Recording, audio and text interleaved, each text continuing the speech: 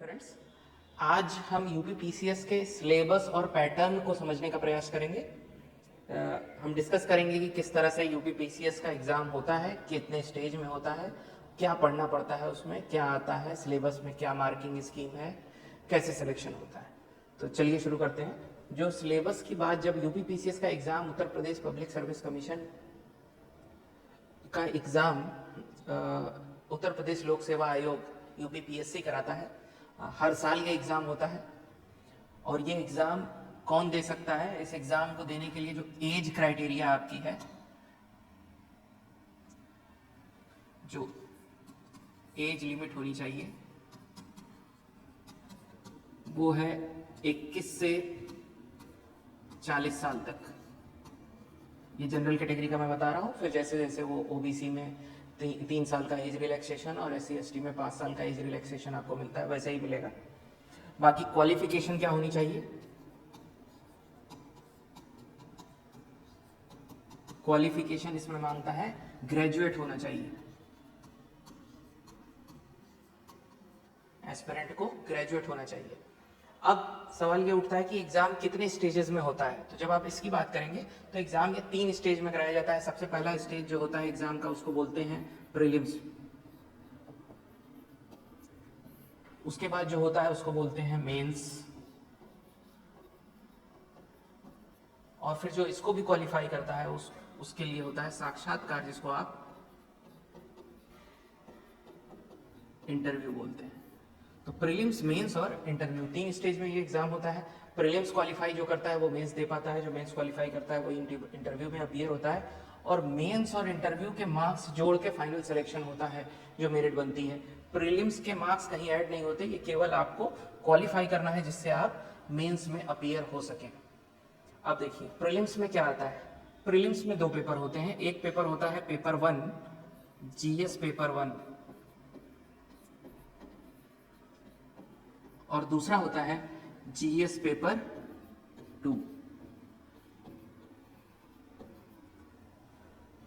Paper 1 जिसको आप कह रहे हैं, पेपर 1 जो जीएस का पेपर होता है, बेसिकली यही एक्चुअल में जीएस का पेपर है। पेपर 1 ये जीएस का पेपर है, और पेपर 2 जिसको आप कह रहे हैं, इसी को कहा जाता है सीसैट, यानी कि सिविल सर्विसेज एप्टीट्यूड टेस्ट। इसको आपको क्वालिफाई करना होता है। दोनों पेपर, ये प्रीलिम्स जो होता है ये ऑब्जेक्टिव टाइप होता है, एमसीक्यू मल्टीपल चॉइस क्वेश्चंस होते हैं, सिंगल ऑप्शन करेक्ट वाले। तो ऑब्जेक्टिव टाइप होगा, ये दोनों पेपर ऑब्जेक्टिव टाइप होते हैं, जिसमें से ये जो पेपर होता है जीएस वाला, ये 200 मार्क्स का होता है। उसी तरह जो सीसैट का पेपर होता है ये भी 200 मार्क्स का होता है, मैक्सिमम मार्क्स 200 होते हैं। जो समय सीमा दी जाती है वो होती है 2 आवर्स। इसमें भी जो समय सीमा दी जाती है वो है 2 आवर्स। मॉर्निंग शिफ्ट में नहीं हो जाएगा, आफ्टरनून शिफ्ट में हो जाएगा, एक ही दिन में दोनों एग्जाम हो जाते हैं। अच्छा, कितने क्वेश्चंस होते हैं? तो जीएस में 150 क्वेश्चंस आते हैं ऑब्जेक्टिव टाइप के, ठीक है। 150 क्वेश्चन, 200 मार्क्स, मतलब एक सवाल ऑलमोस्ट 1.33 मार्क्स का हुआ, ठीक है। सीसैट में कितने क्वेश्चन आते हैं? यहाँ पे 100 क्वेश्चन आते हैं, और 200 नंबर का, तो एक क्वेश्चन 2 नंबर का हुआ। दोनों पेपर में जो निगेटिव मार्किंग है वो 1/3 है, मतलब जितने मार्क्स का क्वेश्चन होगा उतना बाई 3। यहाँ पे एक क्वेश्चन 2 नंबर का है तो एक गलत करेंगे आप तो 2/3 कटेगा, तो निगेटिव मार्किंग क्या हो गई यहाँ के लिए? -2/3, एक क्वेश्चन गलत होने पे।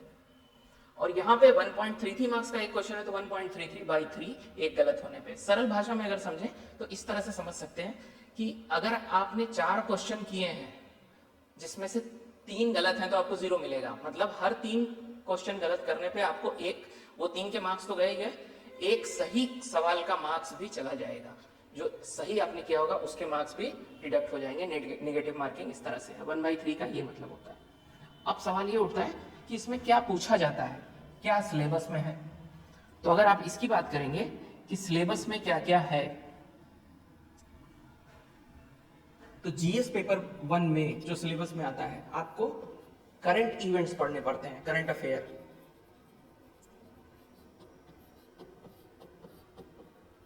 Of national and international importance, मतलब इंडिया का और वर्ल्ड का भी, दोनों करंट अफेयर आपको पढ़ना पड़ेगा। ऑलमोस्ट 1 ईयर का करंट अफेयर पढ़ा जाता है, 1 साल का।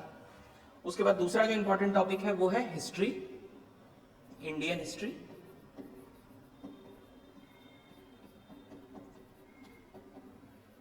इंडियन हिस्ट्री और and Indian national movement.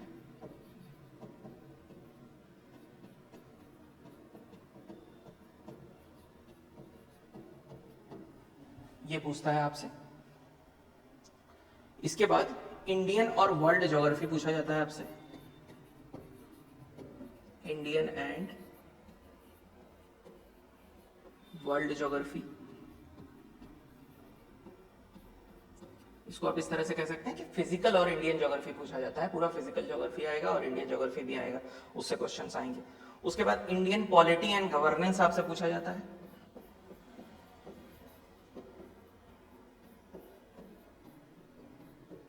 Polity and governance. इससे क्वेश्चंस आएंगे, मतलब कॉन्स्टिट्यूशन से क्वेश्चन आएंगे। उसके बाद इकोनॉमिक एंड सोशल डेवलपमेंट आपसे पूछा जाता है, इकोनॉमिक एंड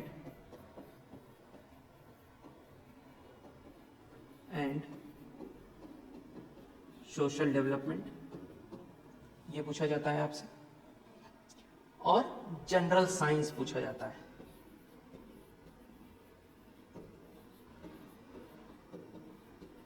जनरल साइंस में पीसीबी पूछा जाएगा, फिजिक्स केमिस्ट्री बायो। क्लास 10 तक की साइंस पूछी जाती है बेसिकली। बायो में 12th की चीजें भी रेलेवेंट होती हैं, और इन्वायरमेंट भी पूछा जाता है। तो इन्वायरमेंट जो है वो बायो की 12th की एनसीईआरटीज में दिए हुए हैं। तो बेसिकली एनसीईआरटीज इसको कवर कर देती है। अगर हम 12th तक की एनसीईआरटी पढ़ते हैं बायो के लिए तो वो कवर करेगा पूरा सिलेबस। फिजिक्स केमिस्ट्री के लिए हाई स्कूल तक वाला ही सफिशिएंट है, वही पढ़ के जा सकते हैं, उतने से काम हो जाएगा। अब देखिए साइंस में कुछ नहीं बच रहा है, क्योंकि general science, PCB, physics chemistry bio यहाँ पूछ ले रहा है। और इसके बाद जब हम सीसेट के पेपर में जाते हैं तो सीसेट में क्या क्या पूछता है, देखिए सीसेट में जो टॉपिक पूछे जाएंगे वहां पे आपसे पूछा जाएगा general mental ability,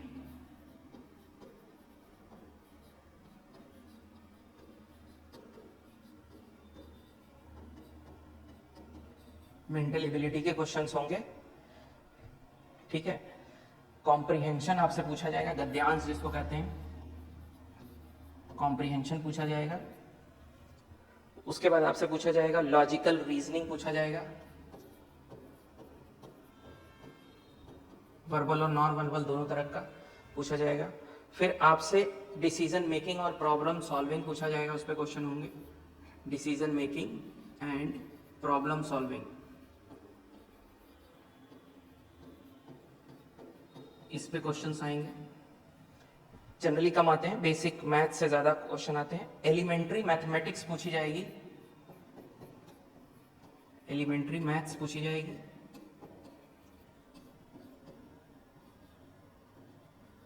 class 10th तक वाली अर्थमेटिक जिसको हम लोग कहते हैं, profit loss, discount, simple interest, number system, ratio proportion, ये सब चीजें पूछी जाएंगी।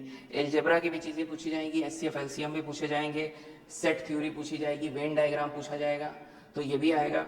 कुछ ज्योमेट्रीज भी आती हैं, जैसे ट्राइंगल, ट्रेपेजियम और रोम्बस, इन सब पे क्वेश्चन आते हैं, तो थोड़ी ज्योमेट्री भी है। स्टैट भी है, टेबुलेशन वाले डेटा भी आते हैं, जिसमें टेबुलेशन आपको दिया होता है और उससे आपको प्रॉब्लम सॉल्व करना पड़ता है। लेकिन सीसेट की खासियत ये है कि सीसेट को आपको क्वालिफाई करना होता है, इसको क्वालिफाइंग नेचर होता है। तो क्वालिफाई करने के लिए आपको कितना मार्क्स लाना है, 33% इसमें स्कोर करना है आपको। 33% अगर आपके मार्क्स आते हैं या उससे ज्यादा आते हैं, मतलब 200 में से 66 या उससे अबव आते हैं, तो आप आराम से इसको क्वालिफाई कर जाते हैं। अच्छा, इसमें एक दो चीजें और भी आती हैं, इसमें इंग्लिश लैंग्वेज के भी क्वेश्चन आते हैं और हिंदी लैंग्वेज के भी क्वेश्चन आते हैं, तो ये भी आपको करने होते हैं।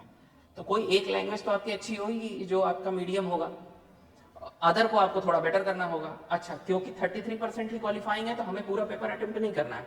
हम अगर 60% पेपर अटेम्प्ट करते हैं तो आराम से उसमें 33% जो हमारे निगेटिव जाएंगे वो सब करके हम कर सकते हैं। तो हमें कुछ एरिया को टारगेट करना है, जैसे जिसकी मैथ अच्छी है तो वो मैथ को टारगेट कर सकता है कि उसने मैथ पढ़ लिया, रीजनिंग पढ़ लिया और कॉम्प्रीहेंशन पढ़ लिया, इतने से प्रॉब्लम हमारे क्वेश्चन सॉल्व हो जाएंगे जो टारगेट है उससे ज्यादा। तो हम आराम से कंफर्टेबली इन है। जिसकी मैथ नहीं अच्छी है फिर वो प्रॉब्लम सॉल्विंग, डिसीजन मेकिंग के क्वेश्चन पे जाए, जनरल मेंटल एबिलिटी के क्वेश्चन को सॉल्व कर सके और लैंग्वेज के क्वेश्चन को कर सके। अगर किसी की मैथ अच्छी है, जनरली रीजनिंग क्या है, रीजनिंग देखा जाता है कि रीजनिंग ज्यादातर लोगों की रीजनिंग सबकी अच्छी होती है, ठीक ठाक होती है, वो 10 में से 8 10 में से 7 सही कर लेते हैं, तो इसलिए ये कोई नहीं छोड़ता। कॉम्प्रिहेंशन की अगर प्रैक्टिस, गद्यांश की अगर प्रैक्टिस की जाए तो हम उसको भी अच्छा सही कर सकते हैं। और सबसे ज्यादा क्वेश्चन कॉम्प्रिहेंशन, रीजनिंग और मैथ से ही आते हैं। ठीक है, ऐसा कुछ डिफाइंड नहीं है कि ये पोर्शन ज्यादा आएगा ये कम आएगा, ये उनकी मर्जी पे है। किसी साल आप देखेंगे कि इंग्लिश हिंदी के क्वेश्चन भी ज्यादा आ सकते हैं, किसी साल आप देखेंगे, लेकिन मैक्सिमम पैटर्न क्या देखा गया है कि कॉम्प्रिहेंशन, रीजनिंग और मैथ ही ज्यादा आएगा। तो अगर हम इन तीनों को भी टारगेट करके पढ़ लें तो हमारा सीसेट का पेपर क्वालिफाई हो जाता है। मेरिट इसके आधार पे बनती है, तो जो इसके आधार पे मेरिट बनती है, अगर हम 60% लाते हैं इसमें जीएस के पेपर 1 में, तो हम कंफर्टेबली इन मान सकते हैं अपने आप को। कभी भी मेरिट 60% से ज्यादा नहीं जाती है, अमूमन 50 से 60 के बीच में ही रहती है। पेपर इजी आए टफ आए उससे फर्क नहीं पड़ता, मेरिट इसी के आसपास रहती है। अब देखिए, ये तो हो गई प्रीलिम्स की बात। तो अगर आप ये पेपर क्वालिफाई करते हैं, इसमें मेरिट को पार करते हैं, तो आपको मेंस देने को मिलेगा। अब मेंस में क्या क्या पूछा जाता है, तो जब आप मेंस की बात करते हैं तो पीसीएस के मेंस में देखिए क्या क्या पूछ रहा है, यूपी पीसीएस मेंस।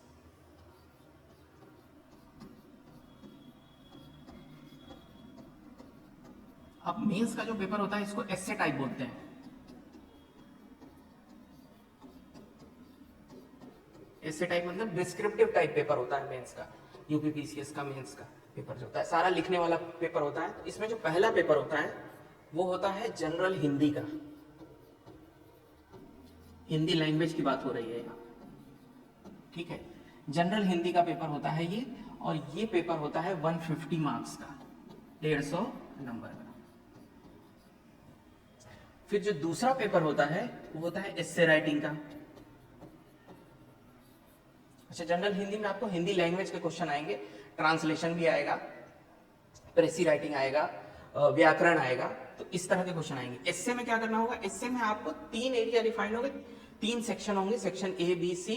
हर सेक्शन में 3 एस्से दिए होंगे, उस 3 में से कोई एक आपको करना होगा। मतलब टोटल मिला के आपको 3 एस्से लिखने हैं पूरे पेपर में, और ये भी 150 मार्क्स का ही होगा, ठीक है। तो इस तरह से अगर देखा जाए तो 50 नंबर का एक एस्से हुआ, 50 मार्क्स का एक एस्से हुआ, 3 एस्से आपको लिखने हैं। अच्छा, मेंस में जितने पेपर होते हैं उनकी टाइम ड्यूरेशन होती है 3 आवर्स की, 3 घंटे का एक पेपर होता है, और एक दिन में 2 पेपर होते हैं। मतलब पहले दिन आपका जनरल हिंदी और एस्से हो जाएगा, 3 घंटे की शिफ्ट मॉर्निंग वाली और आफ्टरनून वाली 3 घंटे की शिफ्ट में। फिर थर्ड पेपर जो होता है इसको बोलते हैं जीएस 1। ये जनरल स्टडीज का पेपर है, और इसमें ब्रॉडली जो सब्जेक्ट कवर होते हैं वो है history, culture, history, modern history और art and culture, plus geography,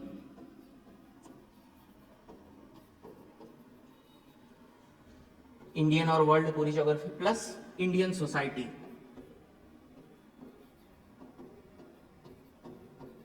Indian society, इतनी चीजों को ब्रॉडली ये कवर करता है ये पेपर जो है। उसके बाद जब जीएस पेपर 4 चौथे पेपर में हम जाते हैं, जो कि है जीएस पेपर 2, फोर्थ पेपर। इसमें क्या क्या कवर कर रहा है ये, इसमें पॉलिटी आता है, polity constitution, plus governance, plus IR, international relation. अच्छा, हिंदी का पेपर, एस्से का पेपर तो 150 नंबर का हुआ, लेकिन जीएस के जितने पेपर होते हैं ये 200 नंबर के होते हैं, 200 मार्क्स का होता है मैक्सिमम मार्क्स। दूसरा पेपर भी 200 मार्क्स का होता है, मैक्सिमम मार्क्स 200 मार्क्स होते हैं। इसके बाद जीएस पेपर 2 के बाद पेपर 3 होता है। जीएस पेपर 3 में साइंस एंड टेक्नोलॉजी आता है, प्लस इकोनॉमी आता है,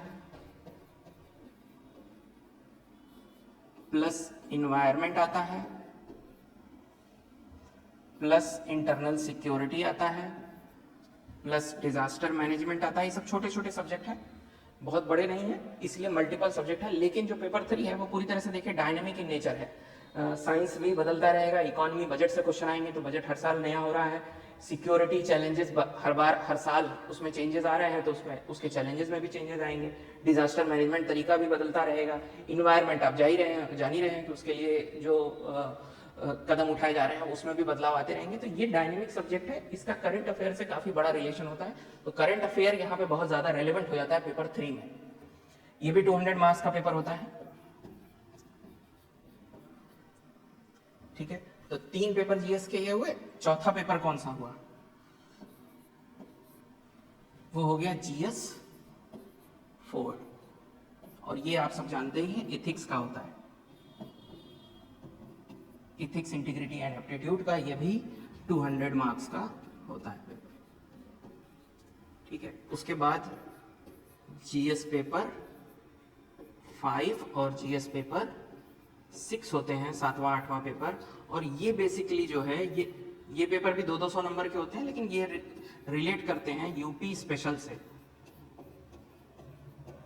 इसमें उत्तर प्रदेश के बारे में पूछा जाता है। अब देखिए, समझने वाली बात यह है कि अगर उत्तर प्रदेश का इतिहास पूछ रहे हैं, हिस्ट्री पूछ रहे हैं, यूपी की ज्योग्राफी पूछ रहे हैं, यूपी में रिवर्स पूछ रहे हैं, तो उसका कॉन्सेप्ट तो आपको यहीं से मिल जाएगा जो पेपर 1 है। तो हिस्ट्री तो हमने यहाँ भी पढ़ी थी, तो यूपी का भी पढ़ा होगा। हाँ, डेटा उतना नहीं होगा हमारे पास जितना कि एक पेपर के लिए रिक्वायर्ड होगा। तो आपको एडिशनल डेटा यहाँ कलेक्ट करना होगा, ना कि एडिशनल कॉन्सेप्ट आपको पेपर 1, 2 और 3 ही देंगे, क्योंकि साइंस के कॉन्सेप्ट आपको यहाँ मिलेंगे, पॉलिटी कॉन्स्टिट्यूशन के कॉन्सेप्ट यहाँ मिलेंगे, वही कॉन्सेप्ट तो यहाँ भी लग रहे होंगे। लेकिन क्योंकि ये रीजन यूपी के बारे में बात कर रहा है, तो उसी कॉन्सेप्ट को आपको केवल यूपी के हिसाब से इंप्लीमेंट करना है, और वहां का डेटा, वहां का एग्जाम्पल, वहां का करंट अफेयर याद रखना है। तो ये होता है। तो ये दोनों पेपर भी 200 नंबर के होते हैं। 200 मार्क्स का आपका ये वाला पेपर 5 भी होता है, और 200 मार्क्स का पेपर 6 भी होता है। तो अब देखिए, आपको टोटल 8 पेपर देने होते हैं। एक दिन में 2 हो रहे हैं, तो 4 दिन लगातार आप पेपर देंगे मेंस का। इतने सारे पेपर्स होते हैं मेंस में, और ये सारे डिस्क्रिप्टिव होते हैं। एक पेपर में, जीएस के एक पेपर में 20 क्वेश्चन आते हैं, 20 क्वेश्चन आते हैं। तो जीएस के एक पेपर में कितने क्वेश्चन आते हैं? एक पेपर में जो होता है जीएस के एक पेपर में 20 क्वेश्चन आते हैं डिस्क्रिप्टिव टाइप, जिसमें से 20 क्वेश्चन में से 10 क्वेश्चन जो होते हैं वो 8-8 मार्क्स के होते हैं।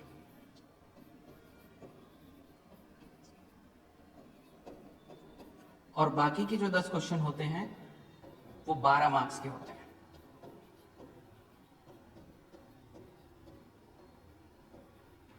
ठीक है, 8 मार्क्स का और 12 मार्क्स का। 8 मार्क्स वाले क्वेश्चन को आपको 125 वर्ड्स में लिखना होता है, और 12 मार्क्स के क्वेश्चन को आपको 200 वर्ड्स में लिखना होता है। तो ये एक पेपर का फॉर्मेट होता है। इसी फॉर्मेट पे जीएस के सारे पेपर होते हैं, बाकी हिंदी है और ऐसे। तो इस तरह से आपको करना होता है। तो जब आप टोटल करेंगे तो आप देखेंगे 1, 2, 3, 4, 5, 6, 6 पेपर जीएस के हैं जो 200 नंबर के हैं। तो 1200 नंबर का तो ये हो गया, प्लस 150 नंबर के आपका एस्से और हिंदी था, 300 नंबर वो हो गए। तो मेंस आपका टोटल कितने मार्क्स का हो गया? 1500 मार्क्स का। तो मेंस आपका 1500 मार्क्स का हो गया। और इसमें जो कट ऑफ जाता है, आप जब स्कोर करते हैं, तो उस कट ऑफ के आधार पे, और ये cut off generally number of vacancies पे भी डिपेंड करता है, जितनी ज्यादा वैकेंसी होगी कट ऑफ उतना नीचे जाएगा। तो उसको फिर जो ये कट ऑफ क्वालिफाई करता है उसको इंटरव्यू के लिए बुलाया जाता है, और इंटरव्यू 100 मार्क्स का होता है। जो अगले स्टेज में इंटरव्यू होता है वो होता है कितने मार्क्स का? 100 मार्क्स का। तो टोटल जो फाइनल मेरिट बनती है वो 1600 में से बनती है। अब 1600 में से जो क्वालिफाई करता है, जो आपके मार्क्स होते हैं, उस आधार पे आपकी रैंक डिसाइड होती है, और वही डिसाइड करता है कि आपको कौन सी पोस्ट मिल रही है।